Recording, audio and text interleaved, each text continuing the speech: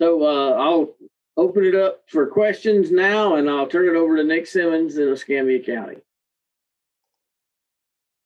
Thanks, Doug. So we did have one question come in a little bit earlier when Chris was talking.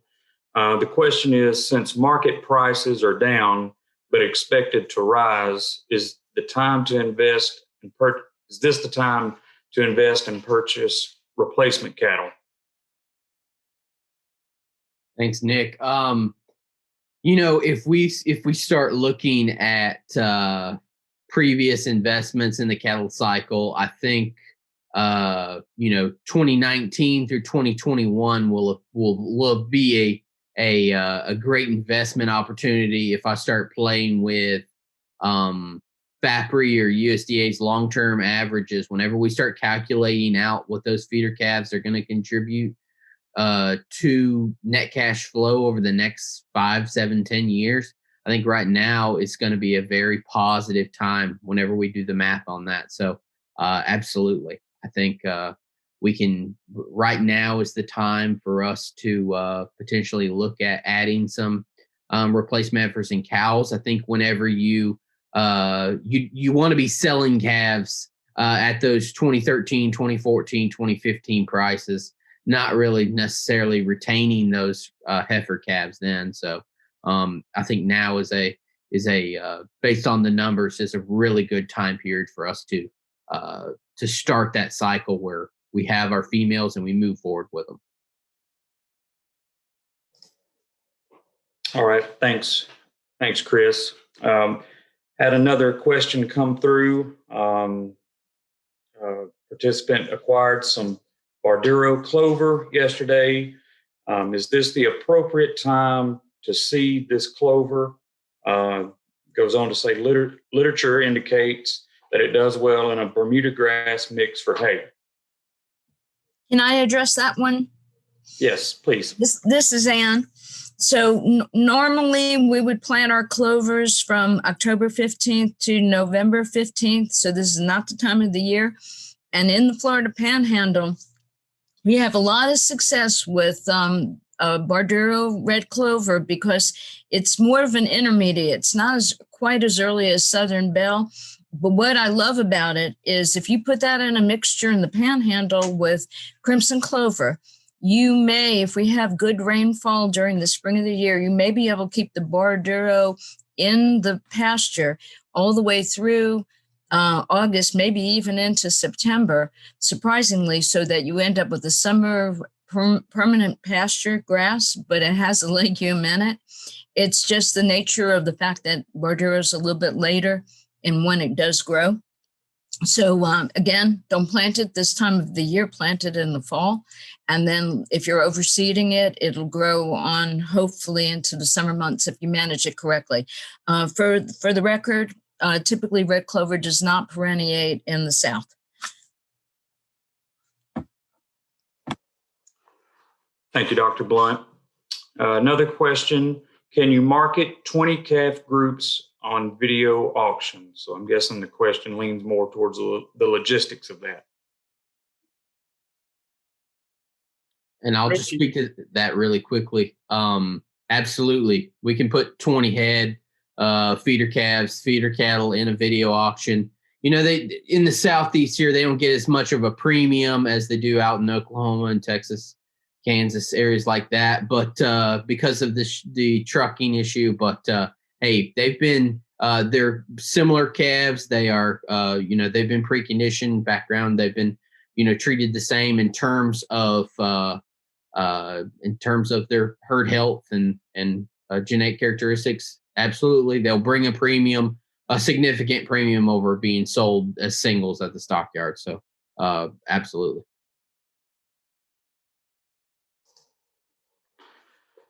Thanks, Chris. Next question. If you have a 90 to 120 day calving season now, what do you suggest to start working towards a 75-day season?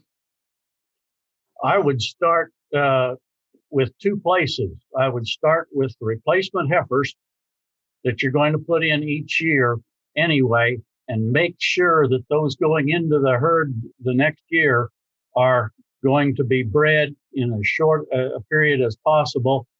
And then on the other end, as one of your speakers already mentioned, some of the new technologies with pregnancy diagnosis, some of that is available to help you determine not only if she's pregnant, but if she is late bred or is bred late in the calving season. Maybe you can then begin to pull some of those that are late bred out, as well as the replacements coming in, and in a shorter period of time, then move from that longer calving season to a more confined, shorter calving season, and not have to do it just all in 1 year, to where you really feel like you've lost, say, a third or half of the calf crop. Can I say another comment? So another good idea is to use Easter synchronization. That will help you to get more cows bred at the very beginning of the breeding season. And that is what you need in order to, you can have a shorter breeding season. So that is really a good idea. Even if you use Easter synchronization just to put your bulls in, or in combination with artificial insemination, but that is the best way to have a bigger proportion of cows pregnant at the beginning of the breeding season. All right, great. Thank you both. Next question. At these current market prices, should I retain my 500-pound heifers or just buy good young bred cows? I'll take that one. I like it both ways. I mean, I'm fine with it, retaining the heifers this year, buying good young bred cows. I mean, it may be something I do a little bit of both, just depending on, what assets I have available. But I think you're fine both scenarios there, retaining your own heifers or buying good young bred cows. It might be a genetic situation where is there something else you want to bring in, or are you happy with what you have? The cows get you a year ahead. Do I think, we're going to run into a bull market in 2021? I think it can be the start of one. It could be some, 5-7% higher than last year in some cases. Is kind of more on the optimal side. So it gets you a year ahead, but I think it's going to depend on a lot of other things that we could talk about. I would like to add to that, if you go to buy bred cows, you better really know who you're buying them from, and specifically what kind of a health program they've had. I'm always concerned that someone that goes out and buys cows and brings them into your herd, if you're just kind of buying them through a local livestock market and you don't know anything about the history of those cows, where they came from, you can be buying some problems. Whereas if you're just keeping your own replacement heifers, you know where they've been and you know how they've been handled. So from a sheer economic standpoint, either one of those might work. The health consideration is one that I would certainly want to try to know as much as I can about those cows coming from another herd. I think just to briefly add to what Dr. Selk said too, so it comes down to economics, and you need to really weigh out your ability to successfully develop those replacement heifers and estimate what percentage of those heifers will get bred. So you're buying bred heifers, so that's a guarantee. Depending on your availability of forages and feedstuffs and your knowledge on developing those heifers and getting them bred, that's all costs that you need to evaluate and determine what you could pay for a bred heifer that you're going to guarantee to have a calf versus the opportunity cost and the investment that you're going to put into those replacement heifers, and how successful you're going to be at being able to get those heifers.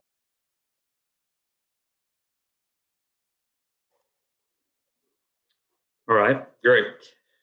Next question is, this may be for Dr. DiLorenzo. Why the interest in sorghum silage instead of corn silage? Great question, and actually we're still doing research. Why the interest is first cost. When we can grow and we can there's some wiggle room in the number, but we may be able to grow sorghum for $350 to $400 a ton. We definitely cannot grow sorghum for that much. So we're looking at corn. I mean, for that much with corn, we're looking at least at maybe 800, if not more, dollars an acre just to grow for many reasons: seed cost, fertilization, etc. But so cost is one of them. Yields are getting better by the year. Sorghum, my personal opinion, has been a very neglected crop, and many times it's looked as a forage crop. There's a lot of starch in sorghum if done properly, and that's kind of what the angle that we're trying to get with our research here, trying to get to levels close to 18-20% starch in it. Which then it becomes an energy crop too, not just the forage. And we are having some really, really good results. So those two, the drought tolerance of sorghum, it's outstanding. 2 years ago, when we started playing with sorghum, we had one of the worst droughts, if you remember, at least in the Panhandle. Sorghum was the only thing growing here at the research station at NFREC. Even though the yields were not great, if you want to consider the amount of rain that crop got, it is unbelievable. Now we got, I believe, that year 6 tons of dry matter, actually 4 tons to an acre, when we normally would have maybe 6 or 7 tons of dry matter to an acre with a normal year. So I think the ability to tolerate drought, and we're seeing how far from normal, where every year is different now, and it seems that we're getting more into the extremes. But I'm not also giving up totally on corn. And in fact, if I may just extend my answer, I think there's room for both. We're actually playing with the idea of starting with corn in March, at least here in the Panhandle. And as soon as we can harvest that, maybe in June or early if we could, just come around with sorghum and maybe double cropping during the summer season. If we can get 5-6 tons of dry matter in sorghum, and then come back with maybe another 7 or even 8 of corn, then it becomes a really efficient system in terms of generating enough feed for growing cattle cost effectively. So that was the main point that we're trying to achieve with that, is just reduce our feed costs again on background.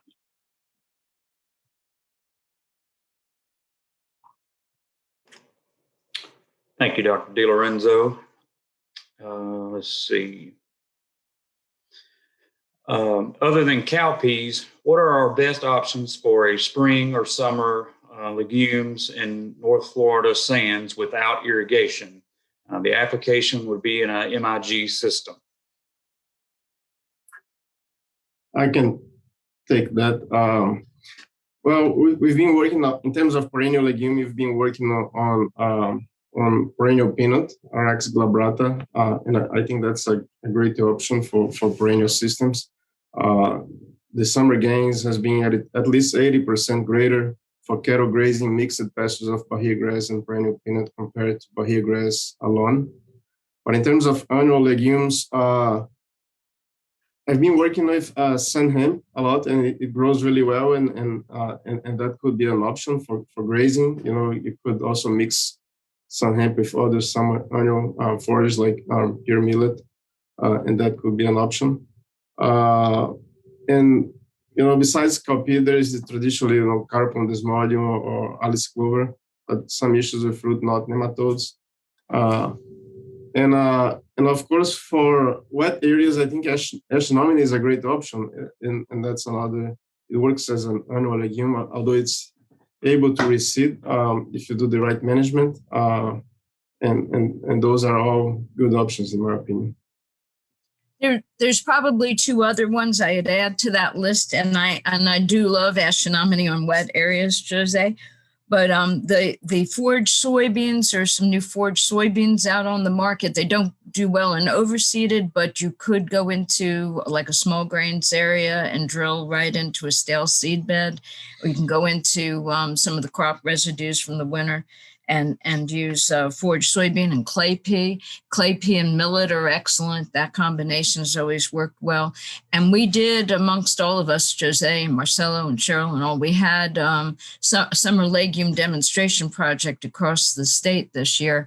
And we did see that there are different cowpea varieties on the market. We had Red Ripper and Chinese Red. We had a couple of different ones that were out there, but actually iron and clay pea looked very good. So forage soybeans, there's even some Roundup Ready forage soybeans on the market. Just want to include those. Excellent. Yeah, another option there, and probably not for management intensive grazing, but if you're looking for hay, is Alice clover is something that I like too. Makes a pretty good hay. One point in the management intensive grazing is that legume itself is probably not going to be the best option. As Ann mentioned, it would be putting those cowpeas or clay peas with the millet. So exploring some of those mixtures, you can get the most out of biomass production and length of grazing season.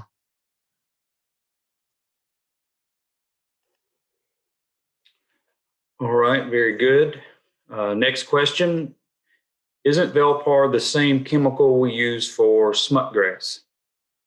Okay, I'll take that question. Yes, so Velpar is the same herbicide product that we recommend for smut grass control, and that's the only option for smut grass control. And also it seems to work, at least in the research conducted by Clay Cooper and Dr. Saylor. So yeah, it seemed to work for brown grass control. At least with the Velpar, so use rate gonna be kind of on a similar ballpark as for the smart grass control, which is about 3 pints per acre. And also for long-term control, we have to come up with multiple spray programs. The one-time application will not provide control more than about like 2-3 months. So if you want 1 year or season-long control, you have to come up with at least 2 IFAS programs, 2 application programs. So, and rainfall is going to be very critical for this herbicide for its effectiveness. So again, applying during kind of rainfall period, or maybe rainfall is expected in near future, that would be a good time to apply this herbicide.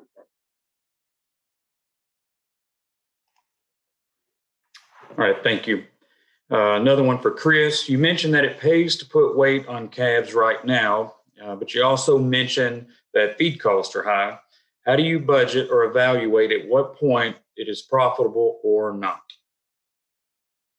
Awesome. So, yeah, I mean, I think right now the focus is just in terms of calculating value of gain, just what those additional pounds are worth. And we have equation for that. We've written a couple papers for the Panhandle Ag newsletter. It's not whatever the price of calves is. We have to do a calculation to really find out what each additional pound is worth. And, we do have to make some estimates sometimes, but we can easily do that. And just in terms of feed prices being high, I think it puts the focus back on forages. I love crabgrass with either cows that are on calves, preconditioned calves, Bahia grass plus, supplementation at 0.25% of body weight, 0.5% of body weight, still really efficient, and you can get some good gains. So, I think even though, feed costs have gotten high, you can still use them, but you got to use them at some limited amounts. It's not, pouring it out there, and it's not supplementing a couple times a week. So it's just, you got to be focused on it, got a high level of management, but, we can still make those margins work.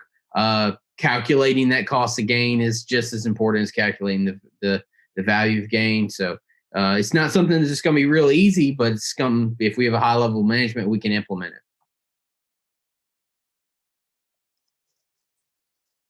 All right. When will the 405 rye be available on the commercial market? Okay, that's always a good question. So it takes a year from the time we usually start a marketing agreement, and we have a couple of companies that are interested in the 405. It's basically going to replace the 401 with the earliness. And I'm looking for the potential for regional distributors, because I think this variety will work really across the southeastern United States and California. So I would imagine sometime this spring we will go ahead and find some companies that are interested in marketing it. And we already have a lot of interest. And I hope that within 1 year, we'll have it on the commercial market and we'll let everybody know. In the meantime, if you want to see it, it's at the dairy locations around the state where we are doing our milk checkoff projects. And if you can, if you're interested in seeing them, speak to your county agents and we'll direct you to the closest location for the demonstration sites in the state. All right. Question is, where can I find the corn and silage test results online?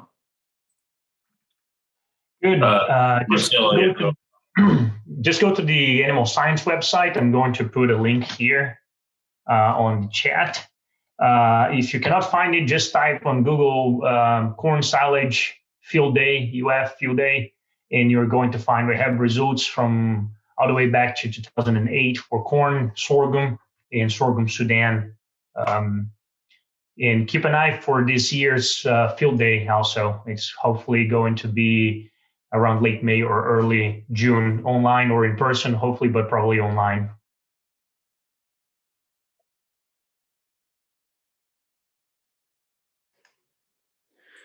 I'll just briefly add to that, just to really use that resource. It's a very good, back to the question, tying up the question that came before for Chris on the value again and the feed cost again. That's, I mean, all the projection of how much corn or sorghum silage is going to yield is a huge impact.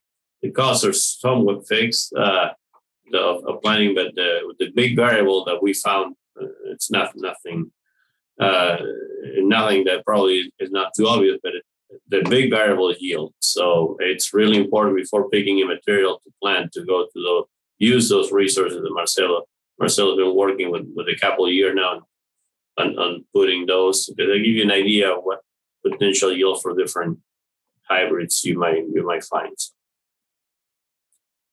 thanks, Marcelo. All right, thank you both.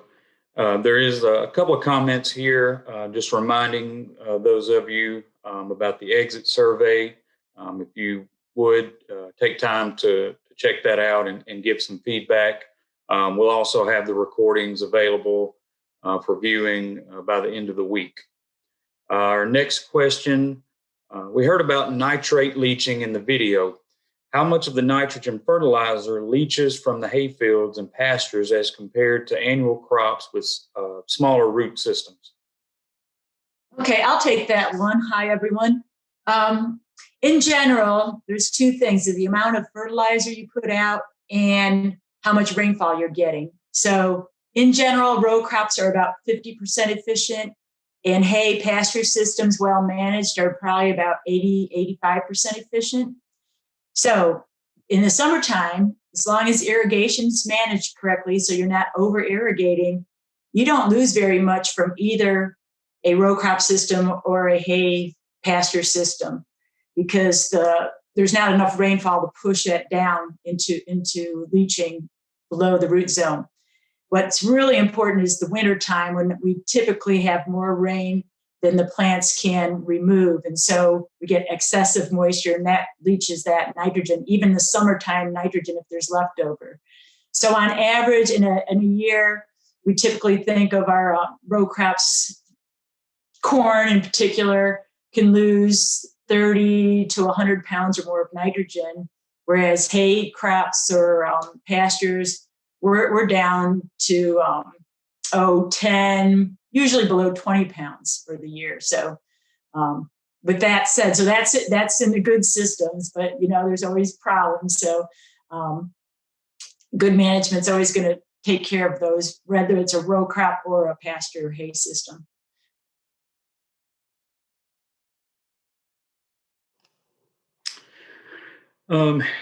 Could you explain why and how you would use the Doppler ultrasound system with an AI program?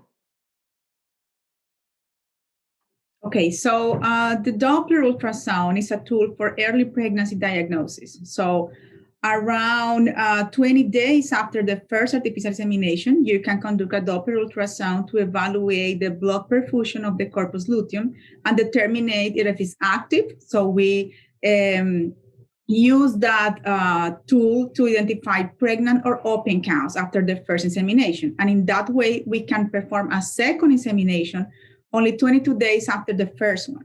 So this is a tool that is ideal for producers that want to increase the use of artificial insemination in their herds. So for example, here at the Panhandle, we have a producer that he owns 6 cows and he don't want to have a bull as his property. So we are using Doppler to increase the use of artificial insemination, and now all his cows are bred by artificial insemination in 2 AIs attempts. So in 22 days, he get all his 6 cows pregnant by artificial insemination. So it's a really good tool for producers that want to increase the use of AI.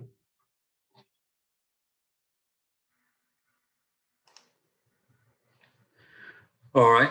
Where can we get the planting materials of limpo grass in the tri-state area? I'll take that. Very good question.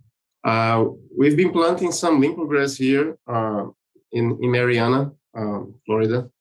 And it's not a large area, maybe 5-6 acres. And we're trying to expand that.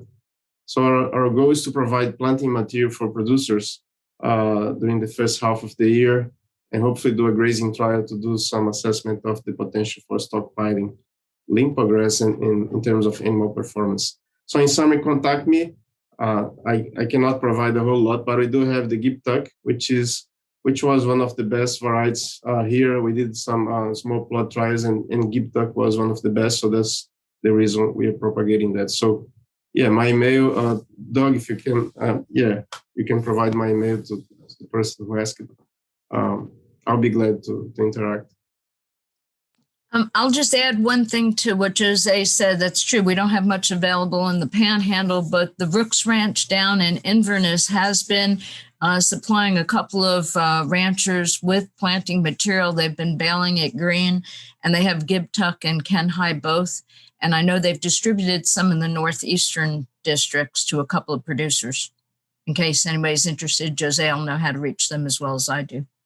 Right. Another thing, Dr. Lisa Garcia from the center here, she's also is working on a project on dairy farms. So we'll be planting both Giptuck and Kenhai on some of the dairies, and some of them are here in North Florida. So we are in an effort to expand the area. We think there is a large potential here in this coastal region. And so our goal is to try to expand. For those that would be more convenient to come to Gainesville, we have some material here as well. Same situation, we don't have a lot, but it's enough for you to start a nursery.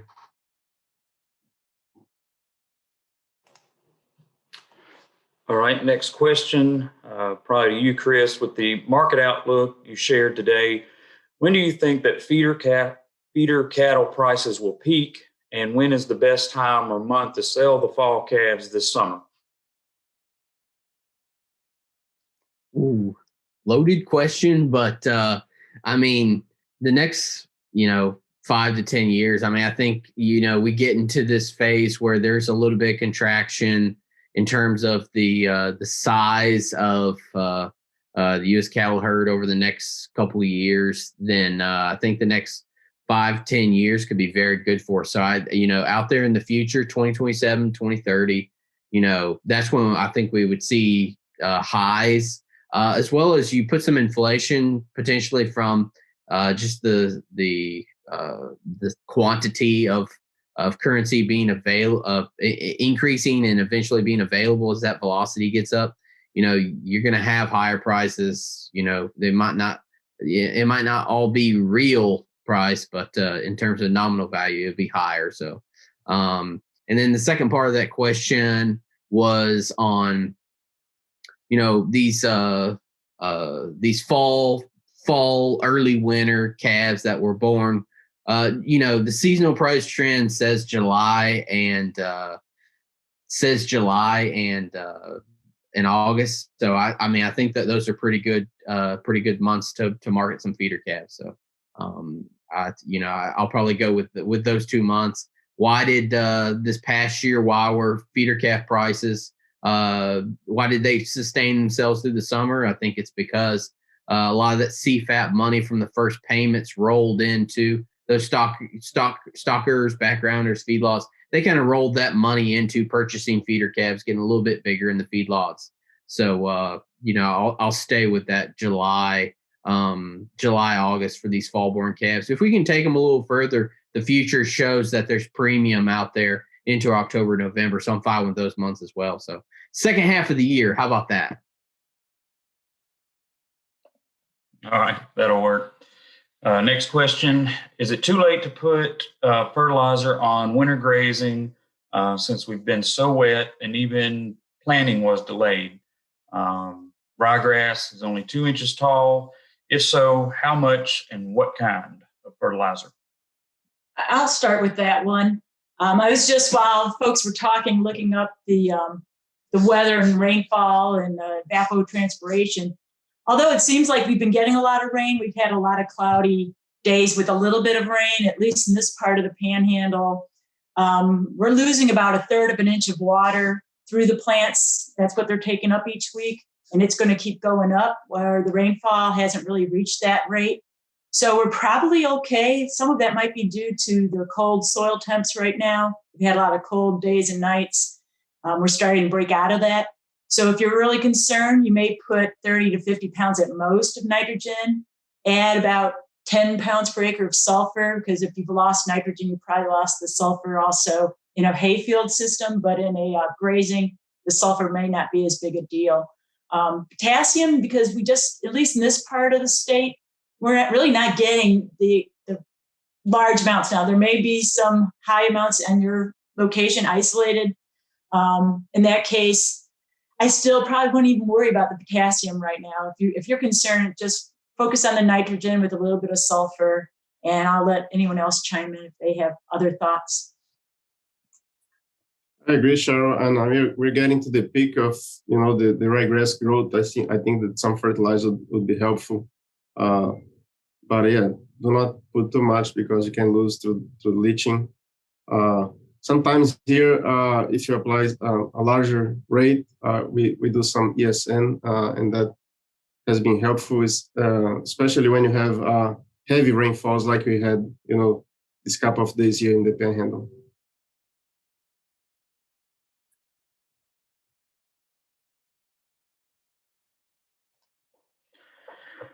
All right.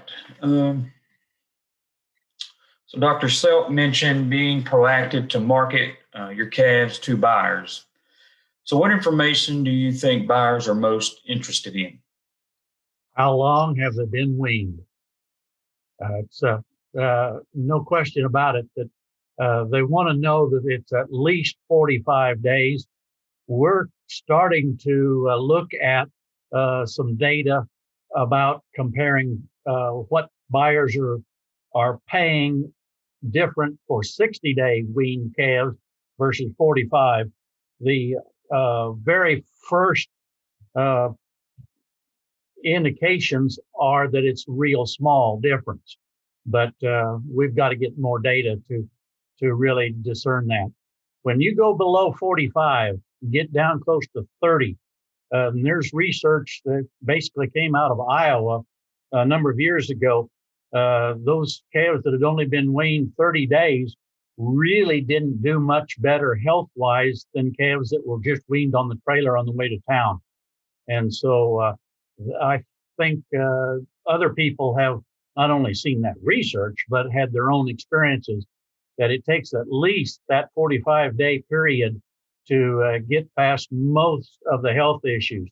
After that, then they want to know, of course, that the bulls have been castrated and are healed up, and that they've been vaccinated with primarily the respiratory vaccines to take care of IBR, BVD, perhaps some of the other respiratory vaccines, and blackleg, of course.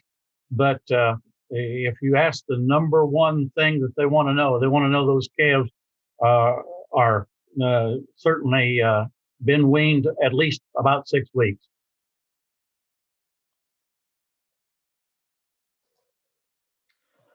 All right, we had a question about email contact for Dr. Self. I'm sure Doug, when we have some of the proceedings and things like that, that information will be, and I'm willing to bet Doug's going to have an article follow up on Panhandle Ag, which will have a lot of this information in there as well. Next question, there was showed some data about blood test pregnancy testing. Is this an accurate method compared to others? Well, yes, it is. It is really accurate. The blood test consists in evaluate the presence of a protein that is the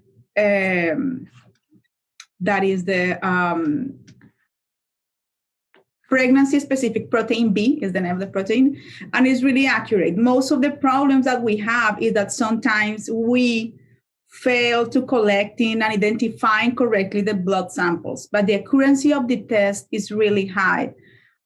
This test, you can ship the samples to a lab, or you can actually buy the kit and do it at your farm. I think, Colin, can you help me with that one? You used that before, right? So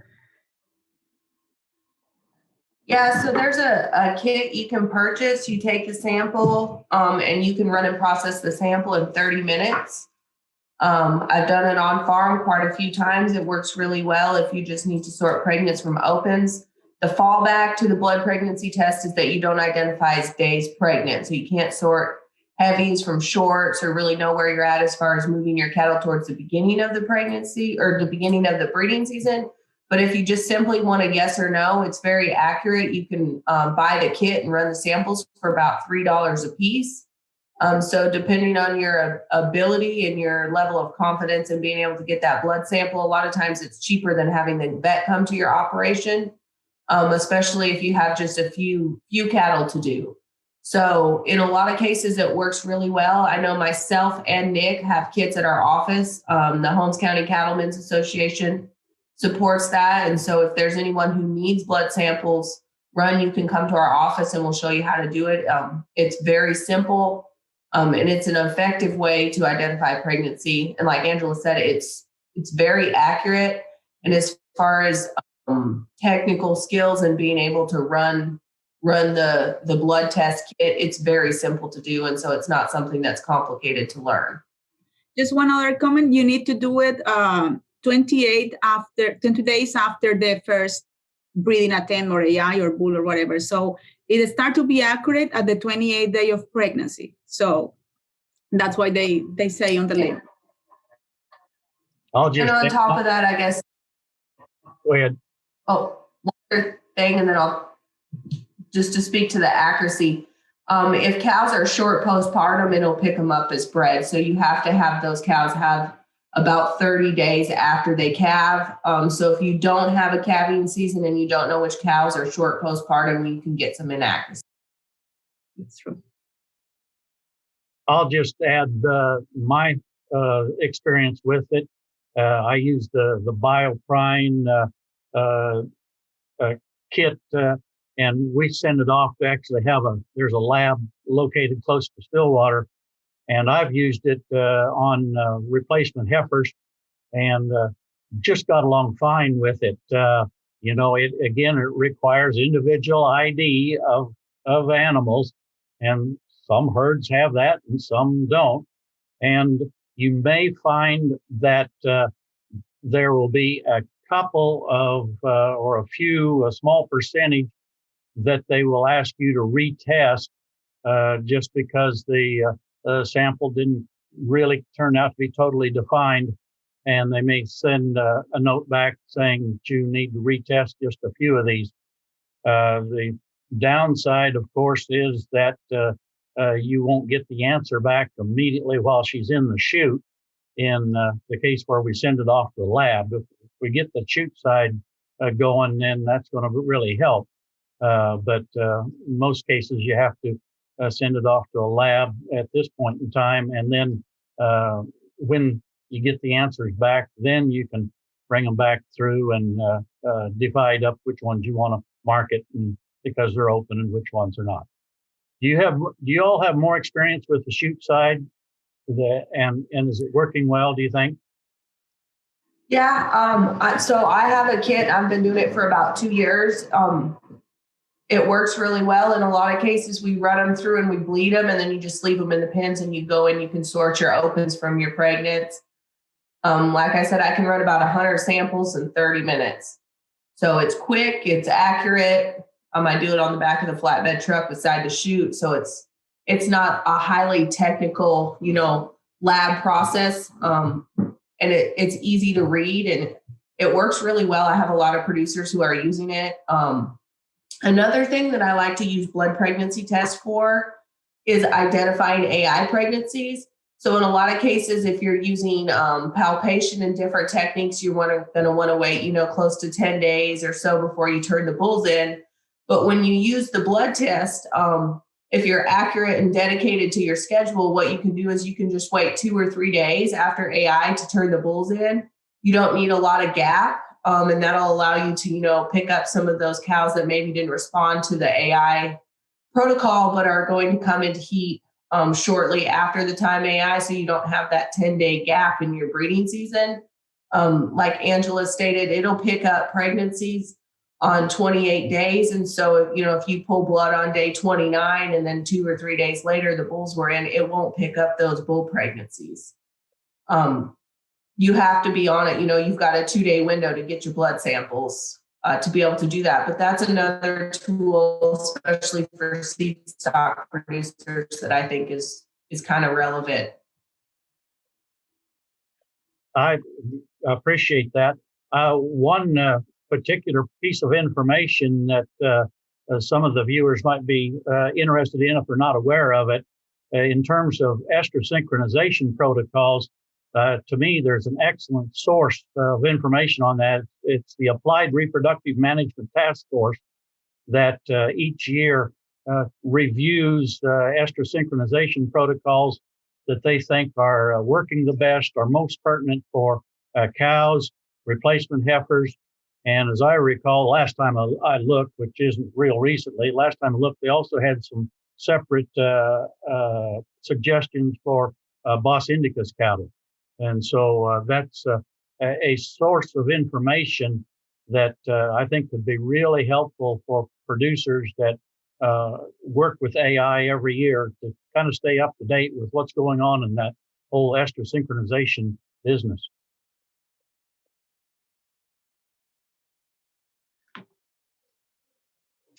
All right, thanks. And I shared the link for the reproductive task force there in the chat. Good. Let's see, we've got a few more here. Which small grain makes the best blend with ryegrass for winter grazing? I can take that. Well, the most important thing is to mix the small grain with ryegrass, because you do have a great benefit in extending the grazing season. We did a trial here for 2 years, measuring animal performance on those different mixtures, comparing oats and ryegrass, triticale and ryegrass, and rye and ryegrass mix. And they were not very different, to be honest. The rye that we used was the Florida 401. So that tended to get a bit steamy towards the end of the season, but the ryegrass did help. I do tend to like better oats, because they're get leafy and easier to manage. But our data shows that they're not very different. So, but yes, you have a great benefit integrating the small grain in the system to increase the season. The small grains, if you plant by mid-October, end of October, you can get grazing towards the end of December some years, or first week of January. And that helps because the ryegrass is not there yet. And the ryegrass typically comes, late February, early March, and peaks, late March. So they complement each other. And if you want to improve even more, you can put some clovers in this system. Very good, Jose. I like that. The other thing it does is it cheapens the cost of your winter forage. So if you mix a small grain, which is usually very expensive seed, with ryegrass, which is much cheaper, it'll lessen the cost per acre, and it extends that grazing season, like Jose explained. Yeah, I forgot to mention some data on our cool season. You can get 2 pounds per day on the steers. and grazing at least 110, 120 days with a stocking rate of ranging from 1.5 to 2. And 2 pounds per day, it's a lot. If you compare with Bahia grass, which in the summer gives half a pound, 0.7, 0.8 pounds. So a month of graze on cool season, it equals at least 3 months of graze on Bahia grass in terms of putting gain. So if you think about developing heifers or stocker cattle or even first calf heifers, that's the way to go. Yeah, just to complement, we always talk about ryegrass. We always talk about small grains, and we say what can I use, rye or oat. But also, it's important to dig into the specific varieties or cultivars within those species, because there is a huge difference in productivity. And many times we have to go with a cheap choice of a common ryegrass, common oats, and we are in for a bad surprise when those pastures don't respond to fertilizer. They just don't come well, or the seeds are full of weeds or just poor germination. So make sure you talk to your extension agent, your local extension agent, or look into our websites for what are the recommended varieties. Most cases, that little difference, those few dollars difference per pound per bag, are going to make a lot of difference in the field. So they're a little more expensive, but they really pay off, those improved varieties. That's a great point, Marcelo. It makes a huge difference. The local varieties developed. Dr. Blunt has been here for quite some time, right? And she has developed some very good cultivars for the region. And that makes a huge difference, if you compare with cultivars that we import from other regions. So it's worth it.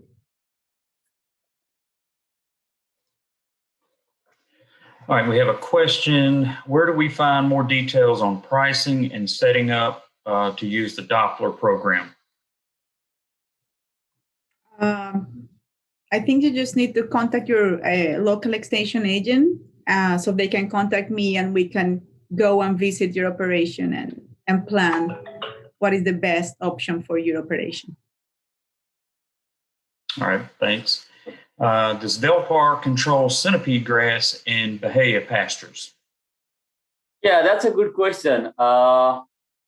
We don't have data on that, but we think yes, Velpar would work for centipede grass control. But again, we don't have data. We haven't done research. And this summer, I'm planning to conduct research. So I'm in touch with Doug and also Mark. So hopefully we'll have some data in near future. Okay. All right. The next question: could sorghum silage be used for 60-day post-winning period before going to market? Or what commodity blend would you need to get at least 2 pounds of gain per day? Absolutely. That's what we're trying to get it to use for post-winning and trying to get them to market with at least 2 pounds, anywhere between 1.5 pounds to 2 pounds. We're doing research to address that.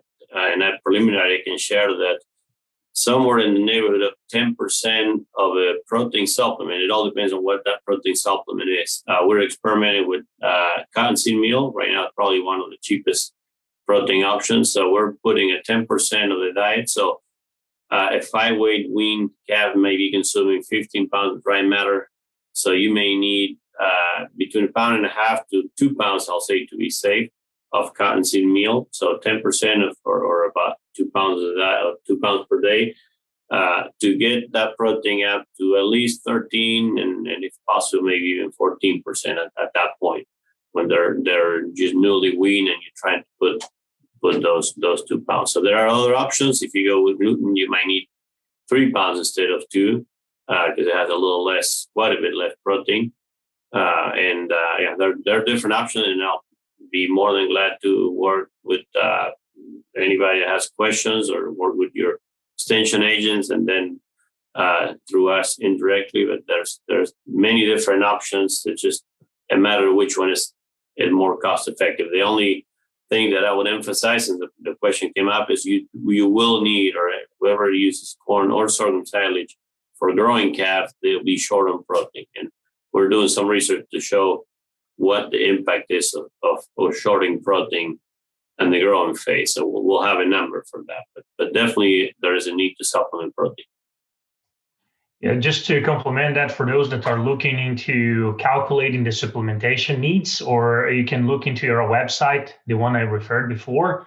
We have the spreadsheets. Actually, I'm going to put just an example of one, and we provide data on the nutritive value of all those sorghum and corn, right? So that's not silage, just fresh, but you can have an idea of what the nutrient level is for each of those materials.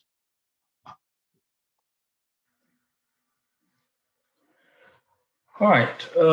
One last question here that I can see. Is there a one-shot sink program that would offer reasonable results for the effort using natural breeding? Here in the United States, not that I know. The ones that I know normally have two shots, or because you need to use a seeder or something. There are one that I never used before that it's only put a prostaglandin. Normally, I think it's 3 days after you put the bulls in. I never use it, but I mean, I like the idea of using a seeder for a progesterone primer of the cows. I know there is now a progesterone, an injectable progesterone in South America, and there's people trying to bring it here to the US, but I never use it, so I don't know.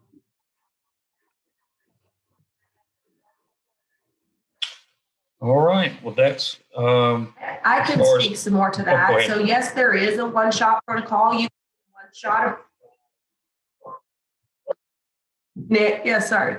There is a one-shot protocol that's approved. It's on the beef task force as well. So that's one shot of prostaglandin. You give it prior to inserting the bulls. What that takes to day 18 of their estrus cycle to show heat. You're not going to have heat like you typically would with a synchronization protocol where it'll be really intensive. It'll be spread out over a little bit of a period. But for about 72 hours, those animals that are from day 6 to day 18 of their estrus cycle will show heat. And then those remaining animals won't respond to that shot, but they will come in, from day 18 to day 21. So in the next three days. And then those cows that are prior to day 6, they're going to come in, a little bit later. It works very effectively. There's a lot of producers that utilize that. You can do it on the day you turn your bulls in. You give one shot. That's it. You run them through one shot of prostaglandin. So that's something like Lutalize, Estromate, those types of products.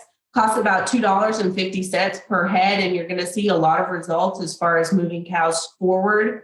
If you think $2.50, if you can get those cows to calf 1 to 2 days earlier, you've paid for it.